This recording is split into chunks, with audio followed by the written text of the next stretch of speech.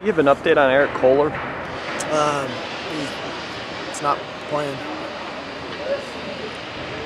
So, Oregon, is it especially tough practicing or preparing against them because they're so complicated in all three phases of what they do? I think if you're a team that doesn't have any no huddle to your offense, it can be really difficult because when you try to implement that tempo of it for the defense, it's challenging when you try to do everything off of cards.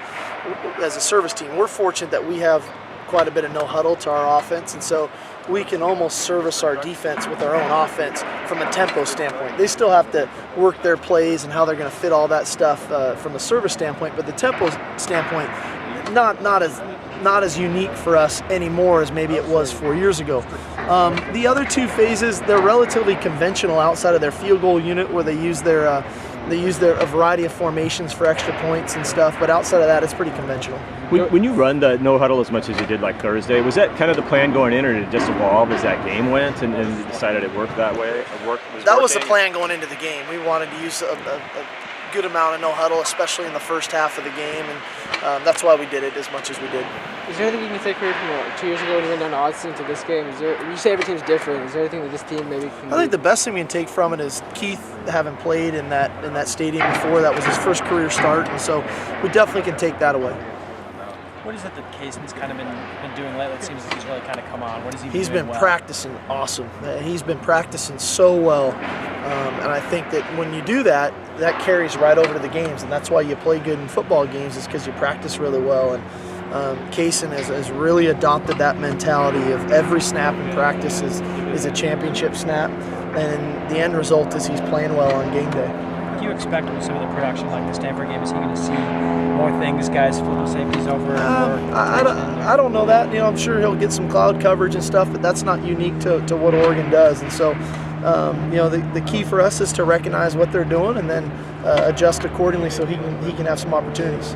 You've been in the Pac-12 for a while. How much does it help Oregon's defense to have their defensive coordinator there since forever? Well, I think it's great for continuity, and I have a great deal of respect for Nick Aliotti. I think why I respect Nick is if you looked at Nick Aliotti's defense 10 years ago is drastically different than what they're doing today. And so to show the willingness to change and to adapt to what's going on in college football has been impressive.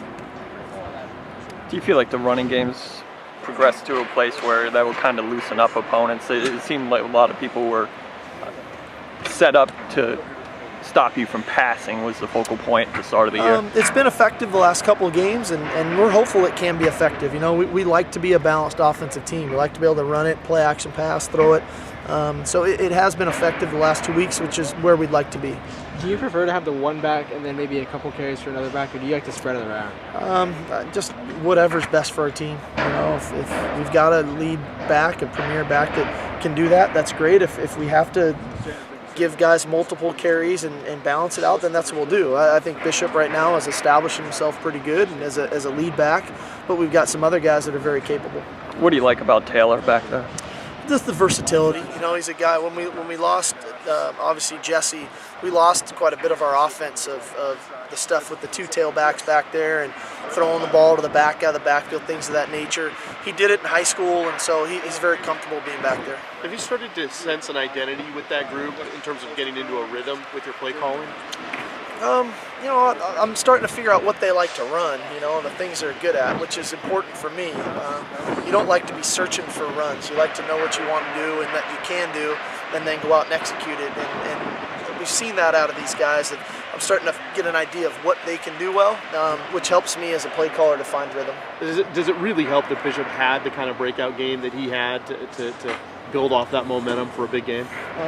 I'd like to think so. We'll find out. I don't know that yet. I'd like to think that he'll continue to build off of that, but that remains to be seen. How much, Steve, what you've had to do in the passing game with max protection and things, how much does that change the keys and improvisation and kind of stuff I don't think that changes that much.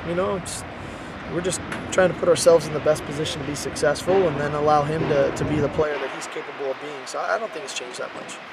You talked on Monday about you guys have been in a lot of these games going into the third quarter. Is it and it seems like Oregon has a lot of games like that where teams are in it at halftime. Does Oregon change, or does it just the style and the way they go catches up to their opponents? I think that they do a nice job of recognizing the defenses that they're getting faced with, because you can only have so many going in the game because you have to get lined up. And then they start to call things that really fit to what the defenses that they're seeing. I think they're a very well-conditioned team, and I do think that once they recognize what they're getting, they can speed things up a little bit. So the challenge is to make sure you have enough versatility in your calls defensively, that you're in good condition so that you can play with the tempo, and then ultimately the mental toughness to understand that I got to get lined up and I still have to tackle really well even when I'm fatigued. In terms of overall play, this team's gotten better in the last 2 years playing Oregon. Is this the year that maybe they can break through, or how are you feeling going into the game, I guess, then? It's Wednesday, man. A lot of days to go till we know, and I think our guys have practiced well, but I don't know. Steve, how has the offensive line kind of responded to the challenge of this week? Well, they showed a lot of resolve the other night, Thursday night, and definitely some need for improvement from a pass protection standpoint, but I like their resolve. I like their ability to make the necessary blocks at the most critical moments, which is what I've been impressed with. Even though obviously you talked about their struggles, it sure seemed like in the third and shorts and in the runs that needed to be made, it looked like they came up. I thought they blocked their best at the most critical moments, which is what was impressive. All right, guys.